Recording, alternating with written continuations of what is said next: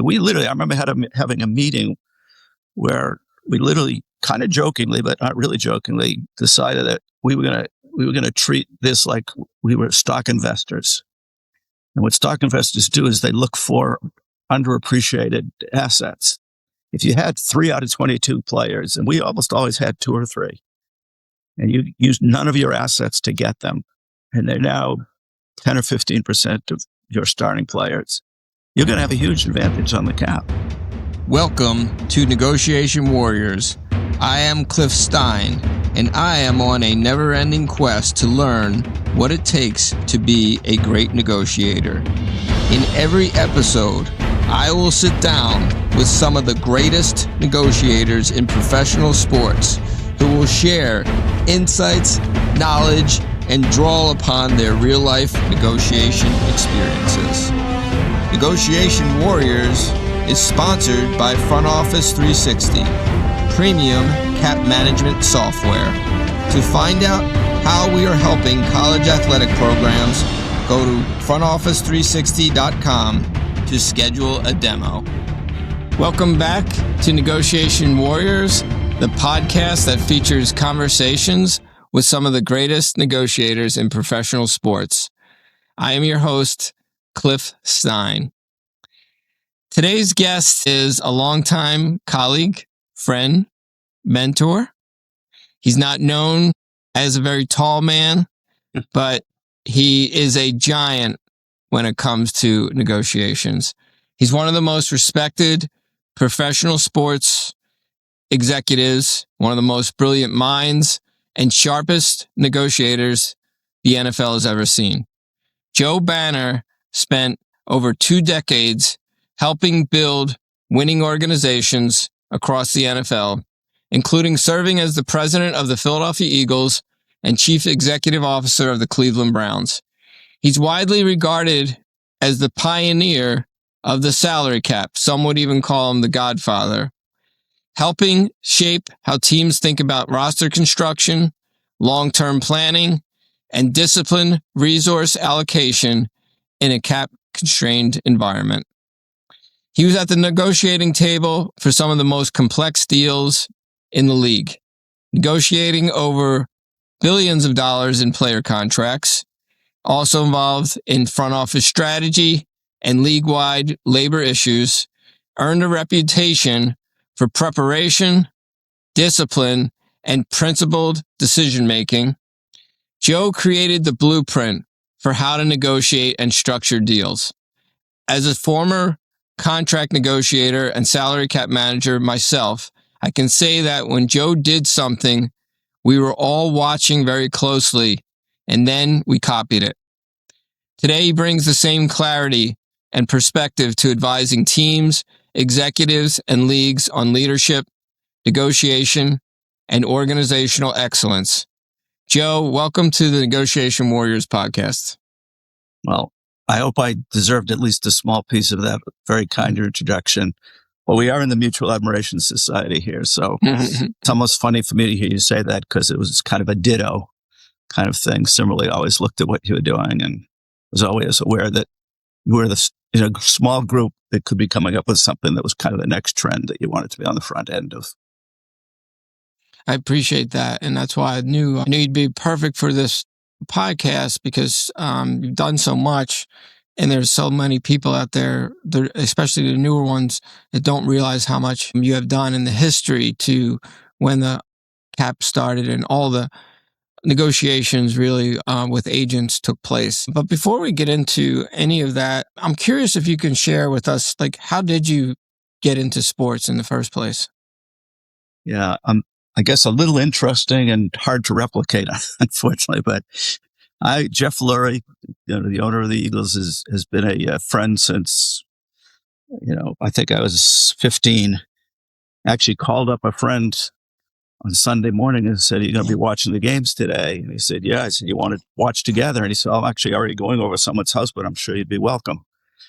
And that was a mutual friend that Jeff Lurie and I had. And I said, "Sure." And had no idea the impact that was going to happen on my life, but it turned out to be a great moment and a great introduction. And how did that turn into, the job that you had with the Philadelphia Eagles? He said, I need some help on the acquisition, and if you'd be interested and we succeed, I'd love to have you stand side by side with me and help me run the team on a day-to-day basis. I didn't need to think about it very long. I was very excited and pleased. Did you know at the time that he called you and asked you about that, did you know you would have involvement in player contracts and contract negotiations? No, he had some people advising him that, Jeff, you don't really have any experience in the business. Why are you making your first key hire someone who also has no experience in the business? He had some people pressuring him a little bit to not make me that first hire and key role. But he stuck to his guns, and I'm appreciative of it because I wouldn't have had the career I had in sports, which I really loved, if not for that. So this was, again, we're dating ourselves, but 1994, 1 year into a new CBA, which imposed the salary cap on the NFL. And you were assigned to be the one to learn about this collective bargaining agreement and salary cap.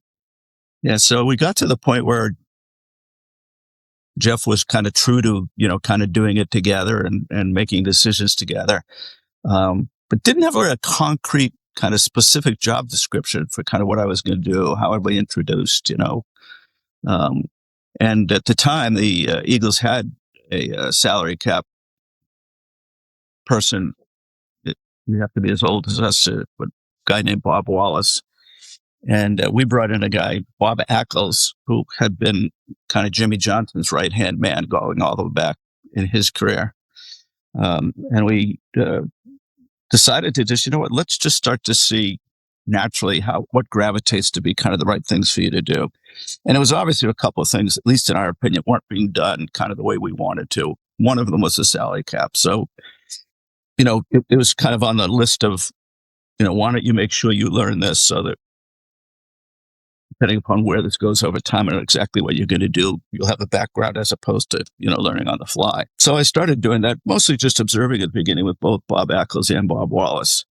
And there's a part of it's just almost like you're in school and you're just reading it and trying to remember it and start using it, which makes it, at least in my case, easier for me to remember by using it as opposed to just reading it. And then after a little bit, we did move on from Bob Wallace, and Bob Ackles and myself kind of shared the responsibility initially. And we got to the point where it was more clear to Jeff and I the areas and the spaces that I could make a difference in, where I should kind of focus my energy.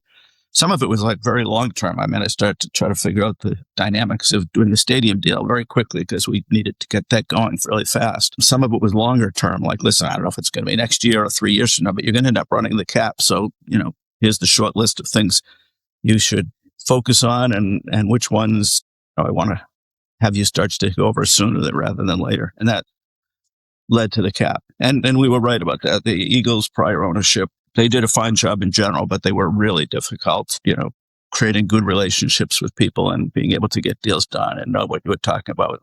I mean, you mentioned, researching deals. It was one of the things I took pride in, the people that when I was initially helping Bob and then I had people helping me, if I ever go into a negotiation and I come out of it feeling like the person I'm talking to is better prepared than I am, then, shame on all of us. So we became very obsessed with, I used to put proposals or letters or just describe how we're thinking about things. I had more than one person tell me, this is so much more detailed than anybody else does. So that felt to me like that was kind of a reinforcement that this was an important thing and there was room to do it a lot better than it had been getting done. Yeah. So you mentioned good relationships. And one of the things that I grew up in Philadelphia. I was a Philadelphia fan at the time. Jeff Lurie purchased the team and you were hired. And 1994, I'm going to date me now. It was my first year as an agent. But one of the things that I immediately noticed that was done, and I don't know if this was your idea, if it was Jeff Lurie's idea, but I never forgot it, was you guys almost immediately, invited all the agents for the current players, I believe, on the Eagles roster to the Eagles facility and had some type of event. Do you recall that? Yeah, it was actually at I forget which, but one of the meetings so it was not in Philadelphia, but Yes, we were flagrantly breaking the rules. We got away with, because we honestly didn't realize how bad a line we were crossing. So we actually had a gathering where there was some league meeting, for some reason, a lot of agents would be there, but the hotel. So we just hosted really like a cocktail hour. And it was sincerely meant like, everybody else in the league knows all these people. We literally don't know any of them. We've got to kind of build our reputation, kind of build what we thought would be the Eagles' new kind of culture. So we were really just wanting to have a chance to meet people, introduce ourselves, and then you kind of know who's on the other end of the phone. So it ended up being a bit of a commotion. I mean, we realized quickly that we had broken the rules. We didn't realize just how far we had crossed the line initially. And I think the consequence of our actions would have been much greater if they didn't really believe we didn't really know what the hell we were doing. So it was actually not ill-intended, just against the rules. So that was interesting. Was there other agent relation tactics that you thought were important when you were negotiating? Well, this was actually my self-awareness of the importance of this actually came from observing you. If you like the person, you tend to like what they're selling you. So it's important to be liked and respected. It's not the whole thing, but you do have a bit of an advantage if you're, dealing with people that you like and respect. It's one of the areas that I thought, honestly, there was nobody in the league even close to you on the subject, because the uniqueness of negotiating in the NFL is you tend to be negotiating with the same people over and over again. And I don't care who you are.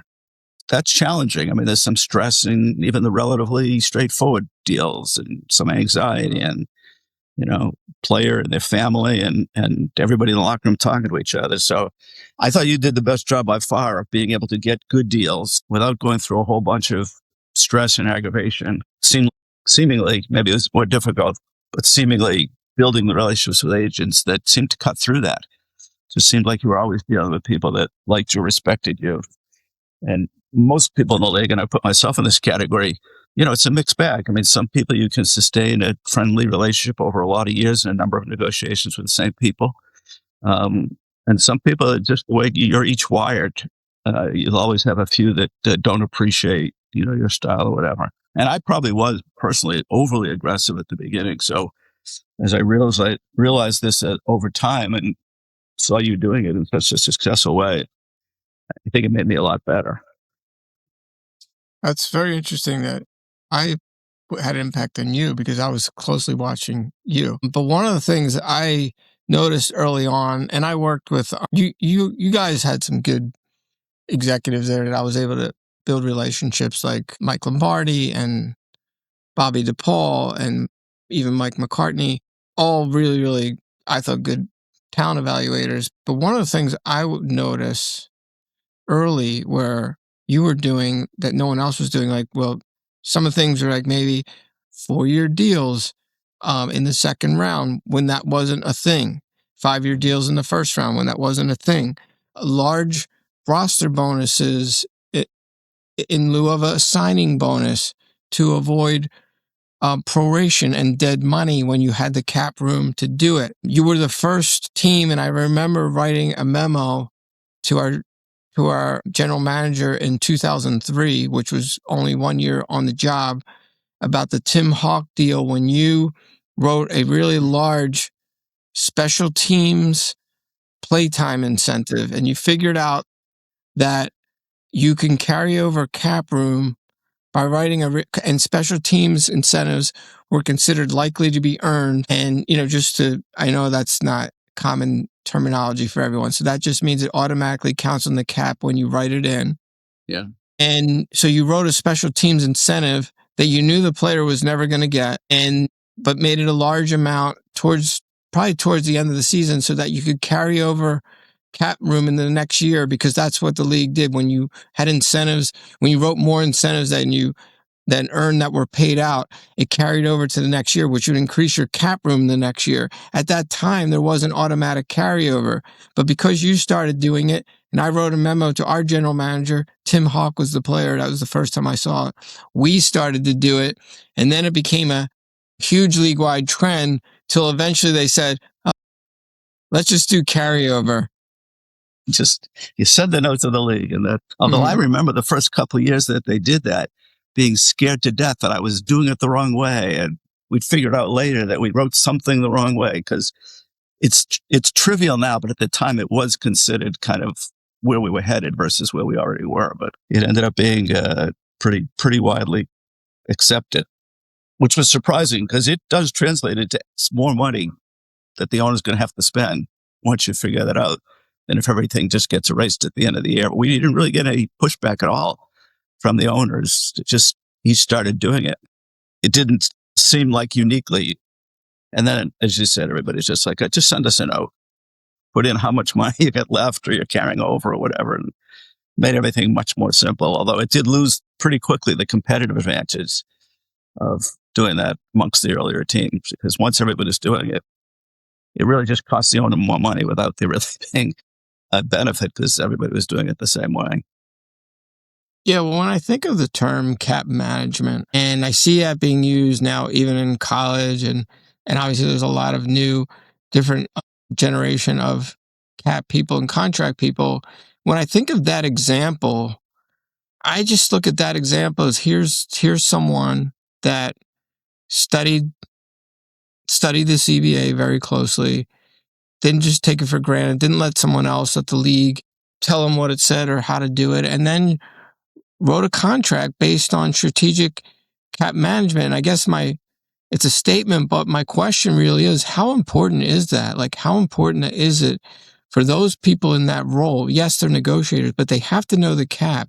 How important is it for them to be strategic when they're thinking about recommending and structures to ownership and the people that are going to have to live with that contract? I mean, I was lucky in that basically my NFL career was with Jeff. And I don't want to exaggerate this, but it was almost impossible if you could make a good argument that something, and I know I was lucky and unique, if you could make a good argument that something was going to help us win. Can't promise it, but that's what we believe. We're working on this. I mean, I worked for an owner who said, let's do it, basically 100% of the time. That not only gave us a chance to do those things, but it gave us a chance to have some runway and create some periodic answers. The other thing I did, with Jeff, we went through a phase of kind of talking about what was the best way to use me on things that we thought were important. I said to him, I have to tell you something. I think I'll be fine with this cap, and I think we can come up with some advantages over time. I don't know what they are right now as we sit here this moment, but I actually think my skills as a negotiator over time will serve the Eagles better as somebody leading all of our trade conversations than negotiating our cap deals. And I know it's gotten a lot more visibility through Howie doing this really well recently, but 25 years ago, we're leading the league in making trades.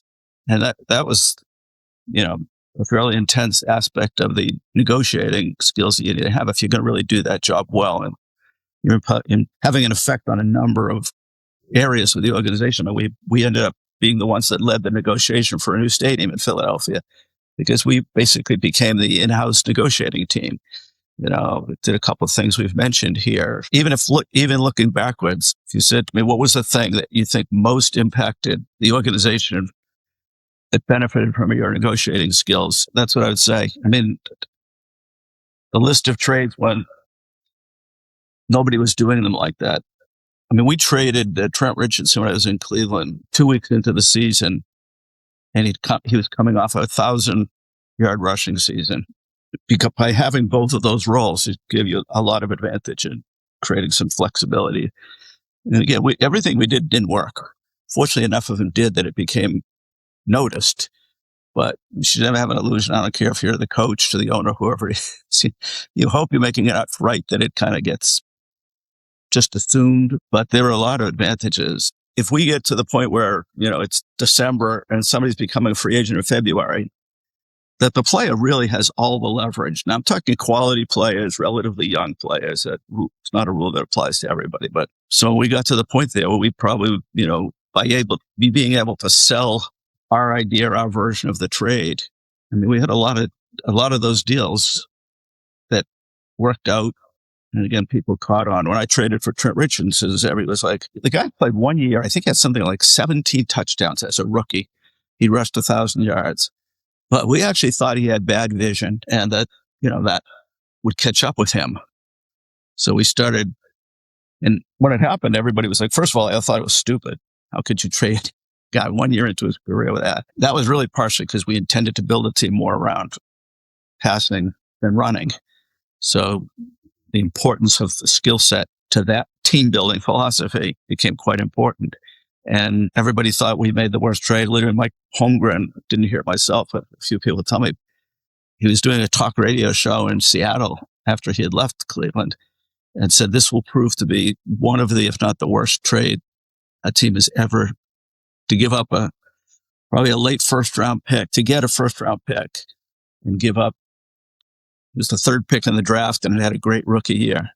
But we didn't think he had great vision, which we thought we were wrong in that we did not expect him to not do well in Indianapolis. We thought he would do very well. He didn't really fit the type of back we were looking for. Like in Philly, we had, Brian Westbrook and Shady McCoy and, a whole long list of second and third round picks or incredibly valuable players. We used to be one of the teams people said, oh, they're undervaluing the importance of running backs. And our meetings, believe me, it was the opposite. It was just a question of where can we get without overpaying. And we were very focused on having running backs that could help in the passing game. They weren't just running backs. But everybody thought that was just a totally ignorant thing to do, but it didn't fit the team we were building. I think that's one of the other things, by the way, no one really noticed. Jeff and I both grew up in Boston. I mean, Red Auerbach had the most specific and openly talked about philosophy about how to build a team. He's really the one that came up with, a point guard, a number 2, number 4, this guy's a 5 and all that kind of terminology. And he used to say, and we were living in Boston, so you saw it a ton. I'm sure naturally it wasn't visible. He was like, we want to identify what works for us. Like I used to laugh that people criticize Belichick's personnel decisions. But if you look at his personnel decisions, they weren't the best players. That was a fair criticism. But they were best players for what he wanted to do. Anyway, the point of all that was if you're touching all of those things versus 3 different people are doing that, it's very hard to really develop that culture and stay true to it if you don't have the same thinking about it. So selling your version of the trade and why, which is what you usually try to do, it was mutually beneficial. I think that was a valuable attribute to have in the building, whether it was me or somebody else.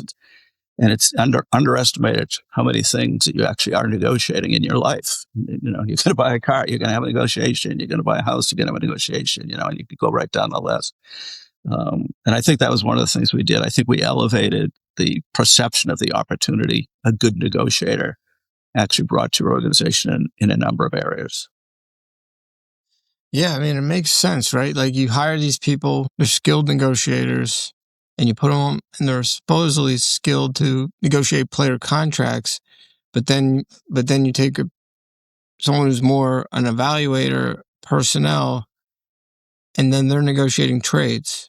Yeah. So it just would seem that they're missing some of the critical elements that you would have in someone that's trained to be a negotiator. Right. I mean, it's both. We've both seen there are plenty of negotiators that are general managers and have no idea how to negotiate. And there are some that are general managers that are great negotiators. I grew fairly quickly to believe those teams had a real identifiable benefit. You could rely on that in a number of areas. And by the way, when we decided, what we thought of the player, how important was he to get, or is this a position we care about? That was everybody. The negotiating part of actually getting on the phone and kind of selling the trade or thinking even of the trade ideas. I mean, probably one of the best trades we made was we traded for Jason Peters, definitely in the Hall of Fame in the next few years if what should happen happens. And Howie Roseman had come in with the tape of Jason Peters like 4 years earlier when he was on a practice squad. And he had played tight end. He wasn't even starting as a left tackle. You were really making career action. He'd done that a little bit in Buffalo. But then I just noticed that, they're having a contract dispute. Everybody in the league knew it. But Andy didn't really want to use up a roster spot right down on a guy that couldn't help us at that moment. So we passed. 4 years later, I noticed, wait a second, I think this is the same guy Howie brought to me that Howie and I really liked the tape. Andy liked it, but was a little less sure than we were and decided he didn't want to use up a roster spot for a player that wasn't going to help us right then. So when I had that in my mind and then saw that they had a contract dispute, I went back and I got Andy and Howie. Howie was always there, a little bit more excited and gave me the space to go try to negotiate the best deal I could. We had a player who was there for like a dozen years. He'll be in the Hall of Fame. He was a hard worker, a good leader. He was everything you wanted to.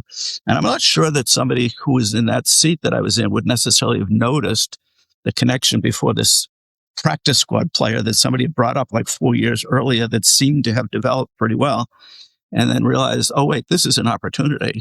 I mean, it turned out in hindsight, I confirmed what seemed to be the case, that nobody else had called them. We were the only team that called them. This is a guy had been starting in the league about 3 years, clearly getting better, and eventually, I think, is a clear-cut Hall of Fame choice. How did a dozen teams not call it? Is he available at least? Are you taking offers? And then when it became obvious to me that I didn't think the answer to that question was yes, I thought it was no. They were actually like relieved they got a phone call. My negotiating brain flipped into speed. Like, if you're the first one at the door of a place you think a lot of people are trying to get into, there's a huge advantage in that. And you can negotiate something like that for a week, or you can do it in one phone call. So my immediate strategy, once I realized no one else was calling it, at least at that moment, no one was competing for him. Buffalo must have been able to read very easily how badly we wanted him once we got to that point. Yeah, Jason Peters is definitely is one of the great stories when I think about the Eagles, and you were there. And I remember that really well. I remember like a college tight end and had traits to be a tackle, but really wasn't a tackle yet. And that brings me to, I think there's a lot of people out there, maybe even students, that might believe that the way value is determined in a negotiation is just looking at all the comps and statistics. But what you just told about Jason Peters, can you talk about the importance of evaluation in the role in placing value on players and ultimately in the negotiation? Yeah, this is underestimated, but it's a great example of, technically in the story, I'm the negotiator, although watched a lot more tape than anyone seemed to notice. But the original evaluation, he was on nobody's radar, including mine, of how he hadn't noticed him while he was still in the. You could literally just call him up and tell him, make a deal to switch teams. You didn't have to do anything. You didn't have to use up any assets. You just had to get the player and the agent to agree with it. And the first part of the trade is an idea. And if you have an organization where you have a developed theme of we're going to find opportunities that no one else is even going to kind of notice. It seems stupid to us. It wasn't like we had any information that everybody else didn't have. And I think we had good evaluators, but I don't think there's a massive difference. Once you get in, there's a better group and not as good a group, then they're kind of clustered together after that. So this was a classic story, and it goes on with the Eagles to this day. You get Howie, who notices somebody. Howie is really in a position. He's basically an intern and looking to catch somebody's attention by doing some smart things. And then you, as kind of the executive, create very positive reinforcement for people not being afraid to take chances or being willing to be aggressive, even when you knew you could be wrong. It could go either way. So, Howie knows this guy. I remembered it. We went back, watched the tape together, brought it all to Andy. We hadn't talked to anybody but within ourselves at that point, and decided that it would be really stupid to not at least get an idea as to what they were wanting to do. Welcome an offer, or was it going to hurt their leverage with the player to know he may have had another option? But if you're doing that all the time, I don't think people realize over the last 30 years how long and a bigger part of the Eagles' success is the mindset of wanting to be aggressive. Jeff creates comfort for his employees so they don't, oh my God, I think this is a good idea, but if I say it and it's wrong, it's going to stick out like a sore thumb. And there shouldn't be much of that, but there is a lot, as you know, where there's some element of self-interest behind a lot of the stories. But yeah, the earlier really good teams, we had people like a Jason Peters and Hugh Dux. We were probably not different than most teams. Got to get a quarterback, and you got to dominate the lines of scrimmage. If you're not doing those things and you think you're one of the best teams in the league, you're probably kidding yourself. And we weren't afraid to take chances. We had some misses. Your question on the evaluation is crucial. As if I'm negotiating the contract, I have to have conviction, but I also have to have people that are really understanding and frequently getting right the quality of the player you're acquiring, whether it's a negotiation of a trade or whether it's just a contract, re-signing your own guy. You have multiple people involved in that. They have an aggressive mindset. They're not fearful of getting criticized for every mistake. You have an advantage before you've done anything. I don't think most owners realize everybody working there basically wants to please them and not go too far from the middle of the road. So they say things innocently or casually, and it does change the conversation, whether that's what anybody meant to happen or not. So that's got to be a good conversation and a fearless conversation, or you're going to make too many mistakes. I always knew when I was a young agent, I always knew with the culture you created and the executives that you hired that you were always going to keep an open mind to the talent that was available, which helped me because I wasn't an agent that could sign and recruit the highest rated top draft pick type of athletes. And there was one in particular. It was probably the late 90s, and one of my clients who was a former Eagle, Jerry Crafts, who was an offensive lineman there, was playing for the New Jersey Red Dogs arena football team. And he said, "Hey, you got to come up and see this player." And he was a little wide receiver. He was 5'7", 165 pounds, fast, ran a 4.240, but he never played college football, and he was 29 years old. And I was like, what am I going to do with that? So I went to the game, and when I saw him play, and he was Arena Football League Rookie of the Year, and he could run around, I immediately signed him without knowing if an NFL team would even be interested. And sure enough, your team was interested because you guys had that culture of an open mind. I believe it was probably Bobby DePaul and Mike McCartney were some of your personnel executives, and you signed him. His name is Michael Lewis, famous for being a Budweiser truck driver that they called the Beer Man. And you signed him, and he went to training camp. And I'll never forget, I got a call at the end of training camp when he was going to get cut. And it was like almost like an apology because he didn't get to play on special teams. It was more or less a kick returner that didn't get a snap. And he went on to become a Pro Bowl kick returner for the Saints. But you guys were the first to identify him. This is, again, a mindset is so underestimated in the league. We did a study. There was kind of two studies in one, like players that were drafted in the fourth round or later. Were there any teams were consistently hitting on those picks? Because people kind of used them as throwaways in trades. So you could end up with a 3, 4, even 6th-round picks or 7th-round picks. And then, as I mentioned, our team building philosophy was very, line oriented, once you got the quarterback set. For example, we led the league in signing of undrafted free agents most years because we realized there was no science to it. It was just math. If you sign 20 undrafted free agents, you probably have 2 hits. If you sign 30, you'd have more than 2 hits. So it was really just, we used to call it throw the dart at it type of decision. And that we would end up with more contributing and starting undrafted free agents merely because we kept the roster clean. So we had more space at the end of the draft to sign. And we had no illusion, like we weren't like brilliant evaluators. We just realized, this is a category that probably, 28 out of the 32 teams don't really see any merit in. And you're getting it right. Well, nobody's that smart. I'm sorry.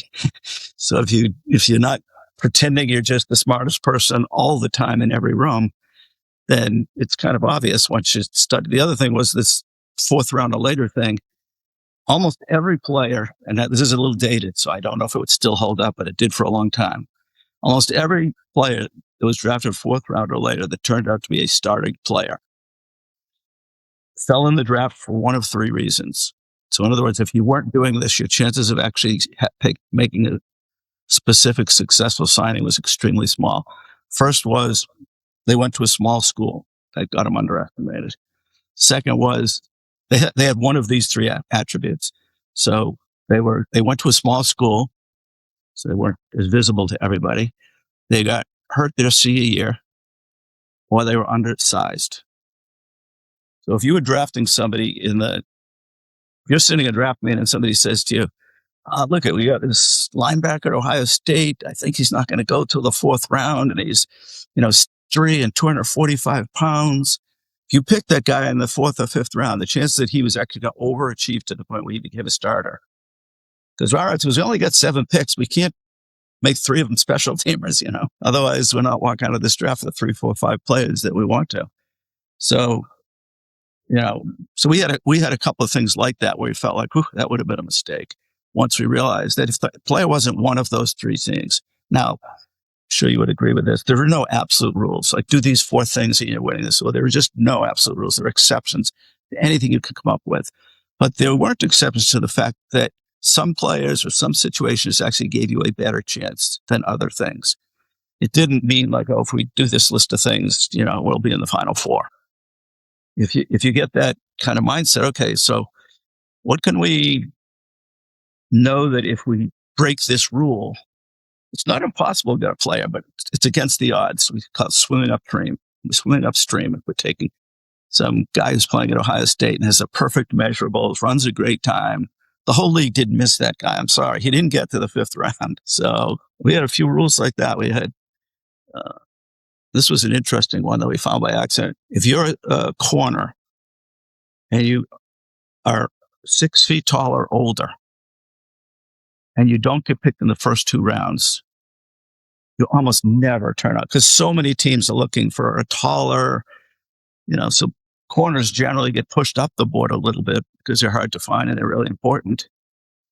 So if you're sitting in the 3rd round in some corner who you really like on tape, but he's the perfect measurable, but he didn't get drafted high, it's a message. That happens to be right, so don't cross that line, And we had, a lot of that just incrementally, really small, sometimes incremental, increase your odds of getting the right player. And by the way, it's because we talked about this a lot. I thought of that all, for me, fell under the umbrella of negotiator. These were all just kind of fundamental questions that weren't that hard to research, that didn't mean you were picking the right guy, but it probably pushed the wrong guy down your board when that's exactly what you wanted to have happen. So that whole category, people would say, I think you were the first ones in analytics. And I said, you know what? I don't know. I'm confident we were on the early end of it, but I really have no idea because nobody's telling anybody else what you're doing in that space. But I know that it's creating somewhere between a small and a medium benefit just on any given pick where one of these rules applies. So we're not going to pick that guy in the 5th round from Ohio State. We're just not going to pick him. And if we say, okay, so that means there's only 20% potential players in the pool instead of being whatever number, we've increased the chance of getting the pick right just a little bit. You do that enough, I think it adds up. And again, what really relevant is we thought of all of those things I mentioned there as negotiating, benefiting from having somebody who's a good negotiator doing it from, whatever.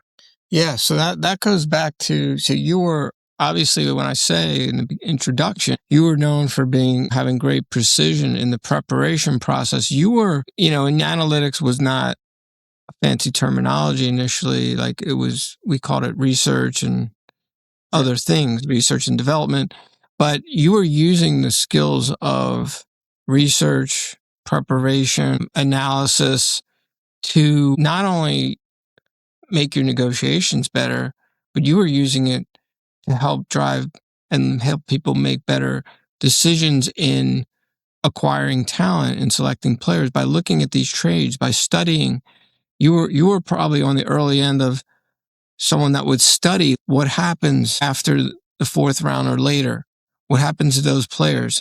What are the common trends among those players that we can glean into? Like you said, not an absolute rule, but what are the findings? What does the data say? So it sounds like early on, data was extremely important to you in your decision making. Yeah, very. I think our definition of it was a little broader than some places, but yeah, I would say absolutely. And, a lot of times you can tell how good or bad an idea was by how long does it stick around. So trying to think of that person who's leading that spot, mixing them together with the evaluators, kind of having a joint process, but only one person is actually talking to the person we're negotiating with is basically our negotiating expert, versus their negotiating expert. There's a lot more people than was necessarily visible in that. But yeah, we always thought about this way, like what can we do to, increase our odds? I mean, ironically, because so many people put so much emphasis on kind of being traditional, not taking risks. When you go from maybe signing 7 or 8 undrafted free agents, because that's how many roster spots you have left. There's nothing more to it. We had this number of draft picks. We had this many guys we're bringing back. I mean, we were on the other side. We were among the lowest teams on signing what we called street free agents. I don't know if you use the same term. So somebody that had played in the league but hadn't been on a team maybe the last year, so you could literally sign them right at the end of the season, and you controlled their rights for the next season unless you cut them. And it was all the same thing. It was like this pool of players. I mean, we got to the point we had a goal, which we didn't come close to achieving all the time, but we had a goal of having at least 2 to 3 starters on the team that were undrafted free agents. And it just came out of a study like, okay, we're trying to get 22 quality starters and then, some other more targeted spots. So if we have 10 or 15% of that filled without using any money or any draft picks, that has to put us at an advantage to anybody who isn't thinking about it that way. And, I think Andy was with us 14 years. I think all 14 years we had an undrafted free agent who played center. And almost every one of those years we had a safety that was an undrafted free agent. And they were, in our minds, almost, we studied the league. This is the most likely position you're going to find an undrafted free agent. By the way, you don't need to be an NFL GM. I'm sure there are a lot of fans that can figure out, I mean, nobody's counting on an undrafted free agent to be a star wide receiver. But there's plenty of examples where safeties have come from that pool of undrafted free agents. So if you think of it that way and then you prioritize that, you're going to lead the league almost every year in contributions from undrafted players, whatever that means for you. Everybody else is treating it like I remember having a meeting where we literally kind of jokingly, but not really jokingly, decided that we were going to treat this like we were stock investors. And what stock investors do is they look for underappreciated assets. In other words, they're worth more than the market is assigning them in value. And that led to a lot of this stuff because undrafted free agents will cost you nothing. At that point, it really cost you almost nothing, even in the signing bonus. Now that's a little different. But back then, we don't really use up any money. And we didn't use up any draft picks. Those are your primary assets you have to improve the team. And so we started making a point of emphasis. And, you've seen from lots of areas, including evaluation area or cap management, if you had 3 out of 22 players, and we almost always had 2 or 3, and you used none of your assets to get them, and they're now 10 or 15% of your starting players, you're going to have a huge advantage on the cap. It's like, oh, I only have to fill 19 of my 10 to 22 spots with my regular assets. And now I have 3 other that I can add to that. No one's even noticing what we're doing. But it was all that mindset of where can we create even a very small advantage. You mentioned when your 4th round or later study, and, this goes to your undrafted rookies, some of them came from small schools or they were hurt or they're undersized, but they fell through. So we know from history that there's a lot of talent, ton of talent, Hall of Famers in that undrafted free agent market, from the John Randalls and the Kurt Warners, Sam Mills, you can go on and on and on, Jason Peters.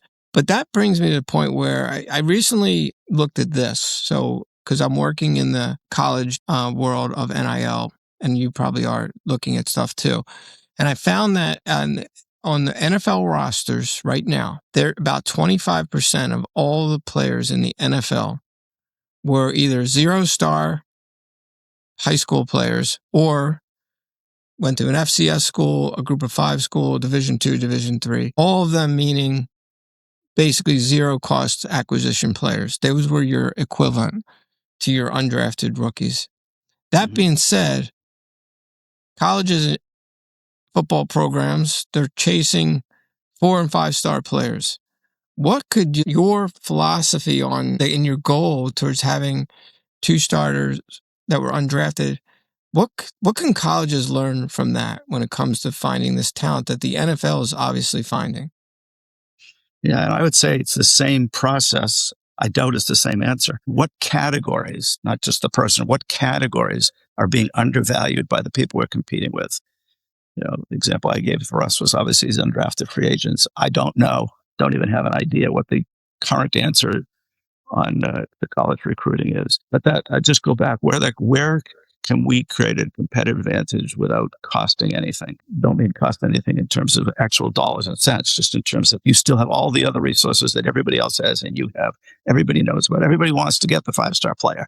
No one's turning him down, but they may be so focused on him that they're missing other things that could actually make somebody have greater value to you. But I think you start with that mindset, and frankly, it starts even with the hiring. I mean, there's too many coaches in the league that are still like ridiculing analytics. I don't even like when people call it analytics because so many people attach some negativity. And when I say to coaches, I said, well, we've had quality control coaches doing a little bit less sophisticated version of this for like 50 years. Why are you making it sound like this is some, evil takeover of the football mind? We've been doing this forever. It's a little more sophisticated, maybe not much as some people think, but it's a little more sophisticated. Should give you a little bit more of an edge, just in at least know what the odds are. If you're picking a running back's the opposite. They generally actually have some benefit from being smaller. Some guys, they look at 5'9", 5'10" running back. Again, this is a little dated, but I can't imagine it would have changed. You have somebody that's like, well, you know what? If I'm looking for Brian Westbrook, Shady McCoy type players, they're probably going to be anywhere from 5 to 5'10". They're not 6 feet tall. Now, I can say that and know that anybody would have given anything to have Derrick Henry on their roster, which is why I always say there are no absolute rules. If somebody's telling you, an analytics guy is sitting down with a head coach and putting things as if you just do this, you'll win. No, it's not. You're misapplying, the advantage that you're trying to take advantage of. But you fit the 5'7" potential return guy in the larger roster, hopefully give him at least some chances to prove himself. But you're already looking at that category as we know we're going to put a bunch of people from the category on this team one way or the other. Most coaches, as you know, would rather have somebody who played for them at some point in their career so they know their system than the undrafted guy that at least has a meaningful chance of being, a better contributor to the team over time. I'm going to shift to real quickly on the philosophy of contract negotiations. And when I think about your philosophy, and I actually pulled out a book written by Bill Polian called The Game Plan. And one of the things that I always observed and did also, among many others, we tried to copy the formula when it was with the Eagles, when you were there, draft. You obviously explain the value of draft picks and how it impacts the cap. Develop those players so that they become contributors, starters. Identify young ones that you want to keep and then extend them. Is that accurate? Capture the philosophy you had at the time on young players? Yeah, very much so. It came out of, I think I referenced this earlier. If you wait till December and free agencies in February, and it's a player that the personnel department and the coach have told you is very important to keep, he can almost dictate the terms, and in the end, you have to cave. So we started a negotiating earlier part of our philosophy because that kind of neutralized the leverage in the negotiation. In other words, if you do a deal early for somebody, which gets them a lot of guaranteed money and probably financial security for life, maybe for generations at this point, then they have to give a little bit too, because most players actually probably prefer to stay where they are. So if he wants to stay and you want to keep him and the leverage is fairly neutral, you're at least going to get a fairer deal. You always disagree on the definition of that term, but we're at least, we're not sitting there the person I'm negotiating with may or may not be able to tell this, but in the end, I'm going to have to take the best deal I can. If you're doing it early and you literally, which is what we used to do, we say to the player, listen, I'm sure you've seen, we sign some players early. And what we basically do is we give them a above market guarantee. This is the primary benefit you get out of this deal is financial security. And we will get a little deal on the average of the deal. You give us a little discount on the deal because we're doing it early. And, we're promising you we will overpay you on the guaranteed money and probably underpay you at least by a little bit on the average. So this is literally, and honestly, you can tell somebody this is mutually beneficial. I mean, obviously, you are purposely leaving a little bit of money on the table in order to get the security, financial security, be able to stay at a place you seem to like being here. We never tried to hope they didn't notice that or we snuck something through it. We would literally, here's the idea. You've probably seen us do it with other players. And here what we think is the benefits to us, being totally transparent about them. We're going to be looking for a slightly discounted average per year. Because I can't understand this because people still do deals like they don't notice this.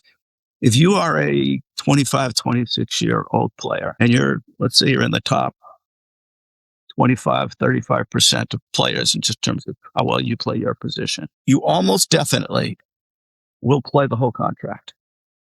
So if you're an agent and you're trading off average for guarantee, you are almost definitely giving away something to the team you don't need to do. Perception was that, most deals, they run longer than, the guaranteed money, that wasn't really true. It still isn't true, which is why I'm still kind of amazed that, now again, I'm talking about the, let's say, top 25% of players, and they're 25 or 26 years old. If they don't finish the deal, it's probably because they got a third contract.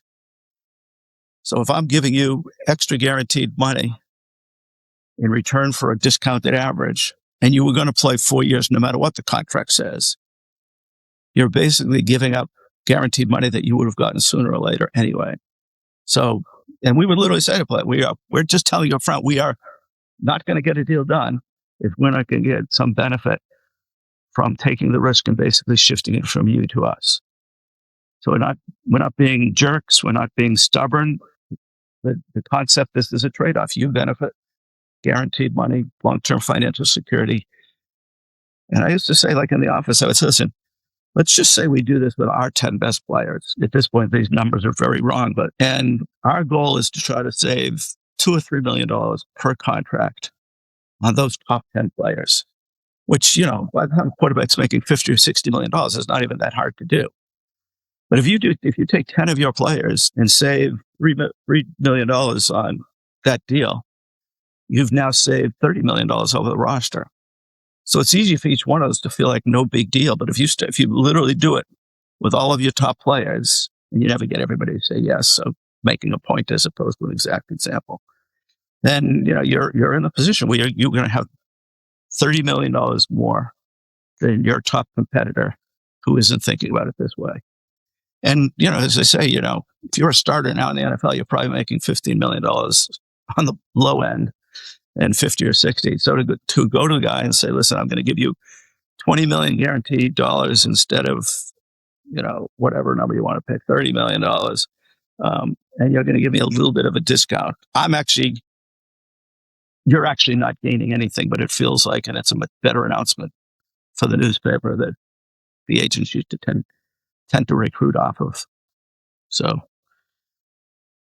I think if you combine those things, you're getting 2 to 3 stars a year that many other teams are getting 0 or 1, and you're saving just a couple of $1 million a year. You are increasing the risk because sometimes it will bite you in the ass. But for the most part, you've got a quality player who's relatively young, your own guy, you're trying to re-sign him. That extra guaranteed money you're giving him doesn't benefit him at all. It doesn't even really cost you any money. You're still going to end up in the same place. So you basically got the discount for free. But there's still a lot of people that think that, like Bill and I agree on a lot of this, but have a couple of consequential disagreements on the question you're bringing up, and have had interesting discussions, friendly debates about which is better to do the deal early. We were literally off at the street. I wanted to do the deal as early as we possibly could. He didn't want to do the deal a minute before. And the truth is, most of the deals you do, that doesn't even matter. But at least, again, if you can create a little incremental benefit here and there, add them all up, it'll be consequential. Yeah. And I'll read what he said. So he said he has a great deal of respect for you, first of all, but you believe that you signed players early and you got them at lower prices. He said he believed that you let players go to the very end. So you had a very good benchmark of what they were and what they would become. And then that caused you to sign them at higher prices. But then he also went on to say, and he also admitted, the closer you get to free agent, the higher the price. And obviously this gives you less room. So he went out and asked an independent service to do a study, and they found that it was equal, that each of us, the Colts and the Eagles, won about the same amount of games. And so he looked at it as a wash. What would you say to that? Yeah, I mean, listen, I disagree, but I don't say that and think that's like crazy or that's just absolutely wrong. And I'd say most situations, let's say you had to do 6 deals, you're probably benefiting 3 times and not. But that's where I go back to this. Let's just say take your top 10 players. And then at this point, unlike back then when you were worrying about fitting everybody in, now everybody's got more money than they know what to do with. So, we also created, it was a long time to ask players to wait 4 or 5 years to get the positive reinforcement of a second contract. So we thought there was a psychological benefit too. But the root of this is the thing we were just talking about a minute ago. If you are signing players consistently early, a savings of, let's just say, $2 to $3 million per year. So you have collectively $30 million to spend, $30 million more to spend by signing it early. Now to think, because to me, the major difference is that you do have a few players that, I had one player I did an extension on. He never even got to the extension. He was out of the league. So you do get burnt. It's not like all wins on one side or the other. But if I can really achieve $2 to $3 million just for my top 10 players. So think about those, that's your left tackle. It's your best pass rusher. It's your quarterback.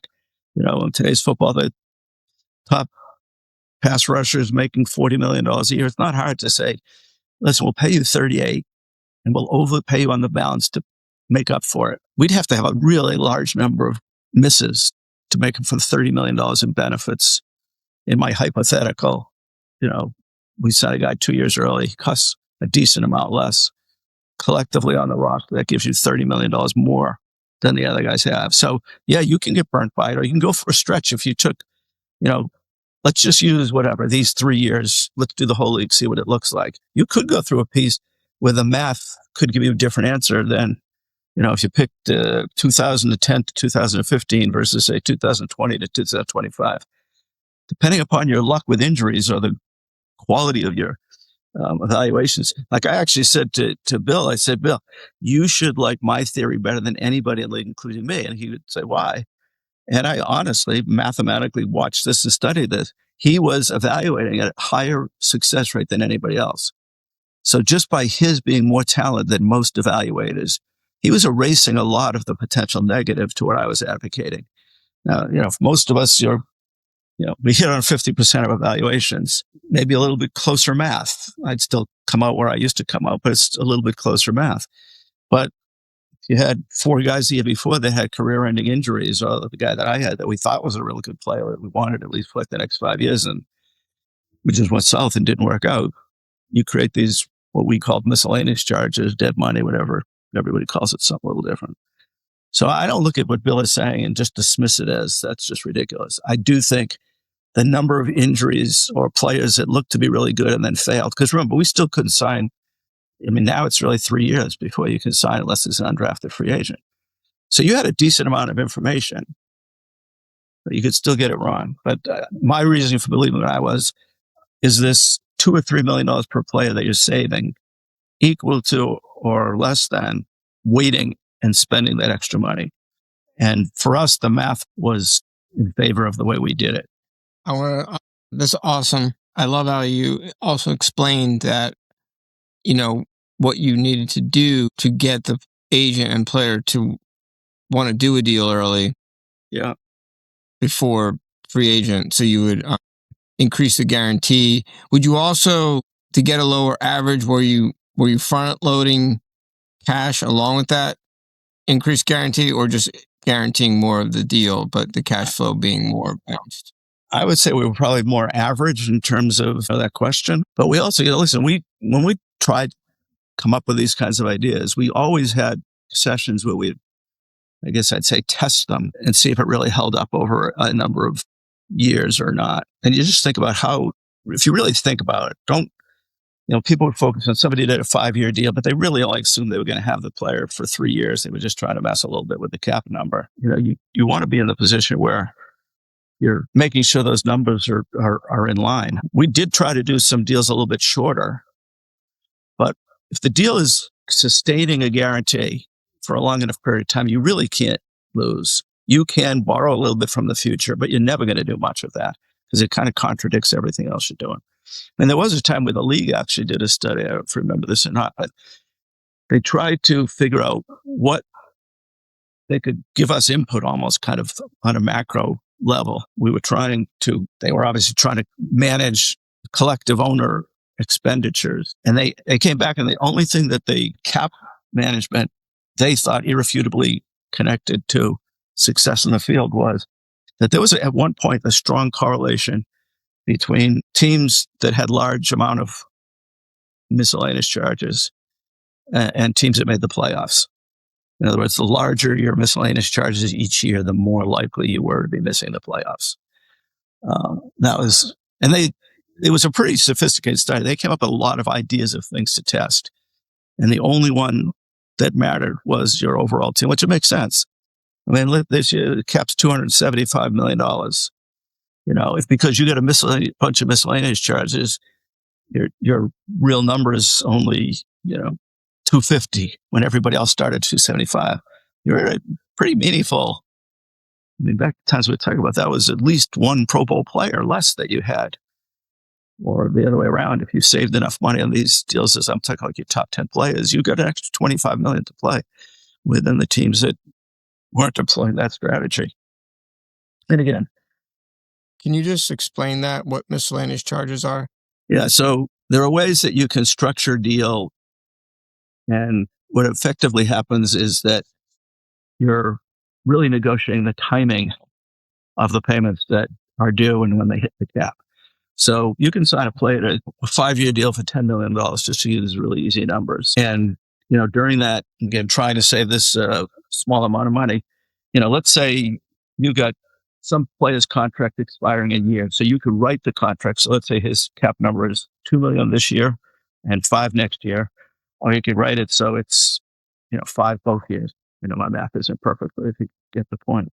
So by structuring when cap numbers hit, kind of matching it to your cash flow and all. Although again, Jeff Lurie never said, "Well, here's your." A lot of teams say, "Here's your cash budget for player."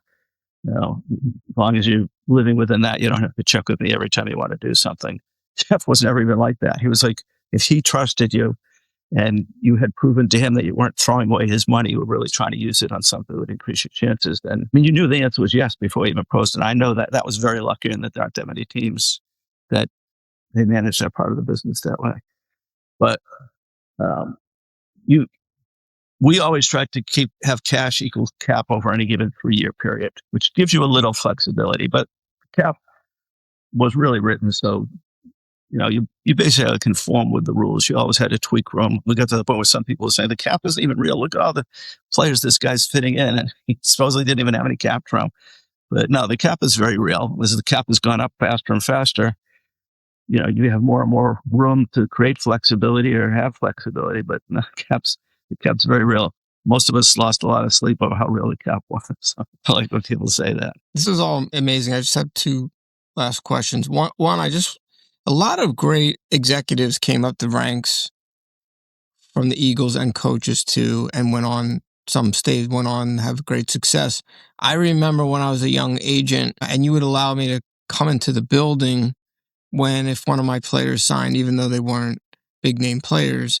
I always appreciate that. But I remember coming to your office once, and outside of your office was your assistant, Leanne. Everyone who knew the Eagles knew Leanne. She had a great personality. By the way, she's still there. She's still there? She works for Jeff now, and has for a while. Obviously, I haven't been there in decades. So yeah, she's outlived all of us. Leanne, I'm going to talk to you. We're going to send you this when it's released, and we want to say how much we appreciate you. But on the corner of Leanne's desk was an individual working, an intern. A chair was kind of pulled up next to her desk. I remember meeting him for the first time. And that intern's name was Howie Roseman, who was working for you. And it made me think of today, he's considered tremendous success, great negotiator, one of the greatest GMs in the league. What'd you look for when you were hiring and develop people? And I know there are others I'm sure you can mention that were like that, as well as coaches. You were heavily involved in finding coaches. Andy Reid was not a coordinator. That was a very rare hiring at that time. Yeah. Talk about your process of identifying talent on the executive and coaching side and what your process was like. So we did really a couple of things that aren't that different. I had a personal philosophy, which I'll describe. And then we had Jeff and I sat down and kind of had a discussion between us on what would we define as successful coach hire when we looked back on it. And, we hit high standards intentionally. So we decided that any coach that had made to at least 2 Super Bowls, didn't have to have won them, could have been more, but they had to go to at least. And then we just did a study, totally isolating all those guys. So it's the Parcells, the Bill Walshes, the Bill Belichick's, the Andy Reids. It's all those people. And we were just curious, was there anything that they had in common that we could use to replicate to some degree and increase our chances of getting a good quarterback? It's funny because we did this study, used a group of really smart people, and our expectation was going to be there was something very basic football, like they were younger or they were offensive or they were defenses or they had a lot of experience or, we weren't sure what, but we thought there had to be some commonalities. But when we went into it, we were thinking all a list of football things. And ironically, what we realized was some of them passed a lot, some ran a lot, some blitzed, you had a buffet of on the surface things that didn't tell us a thing. We accidentally realized, though, when it came to describing them as people, there was a credible amount of overlap. Some of it was really obvious, like everybody would know. You got to find a head coach who's a really good leader. So we were just confirming some things that everybody would know, but also turned up some things that were surprising. In fact, other than like being a leader, the top 2 things on our list was that all of these people that turn out really good coaches had really great coaching staffs and seemed to be really good managers of the other coaches. So that was one. The second was I just had my own philosophy from before being in the NFL and having hired a lot of people that people generally sort themselves at some level into 1 or 2 categories in terms of how successful they're going to be. And so the 2 that were a little bit surprising was that the people that are really successful, and again, we were studying just successful NFL head coaches, tended to be really surprisingly good at evaluating and managing the other coaches. And that's, at least to me, the most surprising was we couldn't come up with a name of a coach, even if we lowered the standard, who we'd still call a very good coach, who wasn't so detail-oriented that they drove people around them crazy. They were just so every little detail, the precise, the joke, the Tom Coughlin joke, if you got here on time, you're 5 minutes late kind of a thing. So the few things like leadership, we thought, okay, we just found what everybody else already knew. So it was nothing about football. They didn't come more often from a background in defense or offense. They weren't necessarily younger or older. There was some little indicators, but nothing you could say this is crucial. But if you weren't a good evaluator of other coaches and then good at managing the other coaches, you were not likely to be in the upper echelon of head coaches. So it was interesting. The study that was actually intended to identify some football elements that were in common actually led us in a different direction. So, if you talk about Howie Roseman, he's all of those things. He's a good evaluator of other evaluators. He's fearless. The whole list of things that I mentioned. He's good. He hires good people because he's a good evaluator, not just a football players, but he knows how to evaluate people. So that's that we started in that very search. So, everybody does a search. You kind of create a master list and then you work it down until you get a short list. We're calling up people to put together our big list. We're saying things like, is anybody you've ever worked with or you've heard about that everybody's just so annoyed by how obsessive they are with every little detail that they just start annoying people. And people are like, why would you ask me that? What does that have to do with anything? And so it produced just a couple of names. Andy Reid was one of them. And why, even though to this day, there's basically no exceptions, maybe one. When I remember when you were in Chicago, Ted Phillips called me up and said, because I've told this story a few times. It's not like, and he said to me, I've kind of heard this story. Tell me exactly what you really did. And I think it was the time when you hired Lovie Smith. I'm not even positive, but he was interested, and he had, a tough decision from his perspective, and he was trying to learn what it was that made me think that Andy Reid with his resume actually made any sense. But it was really, we weren't that courageous, but we just saw the research was just so obvious that we just put it on our list of things that needed to be. Find people that are successful in everything in life. They don't start suddenly failing. So I used to ask people like, well, what clubs were you in grammar school? And you could literally see them, even if they weren't actually making a face, the skeptics would tell you. But if you find somebody who is the captain of their team or the president of their debating club or started some charity in high school or whatever, you don't put a group of people that have that as part of their DNA. Like, they always find ways to overcome challenges and find a way to succeed. You find 5 people like that, put them in the same room. There's no way you're not going to come up with really smart decisions. They won't all be right, but they'll at least be smart, well thought out decisions. So that's what drove. Somebody asks me, and they do. I met out for a number of years after I left. I still helped with some searches. Fortunately, they went good because that's very stressful. And somebody trusts you to help them make a decision like that, and it probably has a huge effect on their life's happiness for the next 3 or 4 years. And they're trusting your advice to at least factor in. You really don't want to get it wrong. This is somebody who's really believing in your value and your thoughts, and you want to reward that and get the right person. So those are the things I look for. People that consistently overachieve and find ways to conquer obstacles, and people that have those other attributes we're talking about with attention to detail and stuff like that. All right. So one last question. It's one I ask everyone. Sometimes it's to sum up. What are the key traits of being a great negotiator? Well, I'm going to sound really trite here because the first thing on my list is ability to listen. If you position the negotiation and you believe the saying that you get 2 eyes, 2 ears, 1 mouth for a reason. It's kind of the order of importance. The value making the other person speak a lot. It doesn't even have to be material. The number of times I've been shocked by something that I learned in a casual way that ended up affecting negotiations. If you aren't listening really well and you aren't thinking quickly, you're missing some opportunity. The other thing, and again, this was never my best thing, but I think it's really important. The best relationship you can have, you have to know that matters. People go into a conversation or a negotiation, whatever it is, and they think somebody asked me once, like, if you could pick the description that somebody else had of you in a negotiating football sense, I said, I would like to be thought of as tough but fair. And that's what I always strove. I didn't want to create any bad feelings at all. If there's any way to, sometimes you just can't do that, but a lot of times you can. So I think it's this open-minded, this listening really well. If you got the gift of being a quick thinker so you can respond quickly. But I was always of the mindset that I'm succeeding at negotiating if I'm talking less than the other person. At the same time, I know I have all this information, this research here. I always thought, at least, I'm sure I was wrong some of the time, that I was always the most prepared person in the negotiation, even if I wasn't doing anything or saying anything, just kind of trying to gain information about how they were thinking. I always started negotiations the same way. I said, tell me which issue in this negotiation is most important to you. And most agents, it's just a very obviously the most money. Okay, in terms of structure and stuff like that. And I can't tell you how many times they would just throw out an answer like we were talking, not like we were in a negotiation. I felt like I was learning a lot. Tough but fair.